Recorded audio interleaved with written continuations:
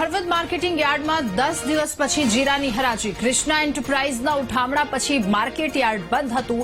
10 દિવસ પછી એકવાર શરૂ થયું છે. કરોડોનું ફુલેકું ફેલવી કૃષ્ણા એન્ટરપ્રાઇઝના માલિક મનીષ પટેલ ફરાર થઈ ગયો હતો. પેઢીના ઉઠામણાના વિરોધમાં માર્કેટિંગ યાર્ડ બંધ હતું, ત્યારે 10 દિવસ પછી ફરી એકવાર શરૂ થયું છે. 10 કરોડ જેટલી રકમનું ફુલેકું ફેરવી કૃષ્ણા એન્ટરપ્રાઇઝનો માલિક ફરાર થઈ ગયો હતો. પેઢીના ઉઠામણામાં વિરોધમાં માર્કેટ યાર્ડ બંધ હતું, જે ફરી એકવાર શરૂ થયું છે. વધુ માહિતી મેળવીશું. સંવાદદાતા વિશાલ આપણી સાથે ફોનલાઈન પર જોડાયા છે.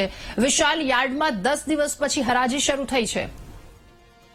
વાત કરવામાં આવે તો હળવદ માર્કેટિંગ યાર્ડ છે તે સૌરાષ્ટ્રનું ગણાપાત્ર માર્કેટિંગ યાર્ડ છે. તેમાં 10 દિવસ પહેલા ક્રિષ્ના એન્ટરપ્રાઇઝ નામની પેઢી દ્વારા 10 કરોડથી વધુનું ફુલેકું ફેરવી ઉઠામણું થઈ ગયું હતું. ત્યારબાદ વેપારીઓમાં ભારોભાર રોષ જોવા મળ્યો હતો અને ત્યારબાદ વેપારીઓએ માર્કેટિંગ યાર્ડની હરાજી બંધ કરાવી 10 દિવસ સુધી હરાજીથી અળગા રહ્યા હતા.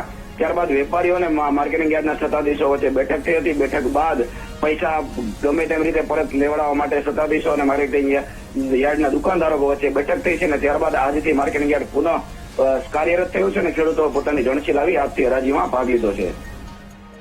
જી વિશાલ, આભાર આપનો વિગતો સાથે જોડાવા બદલ.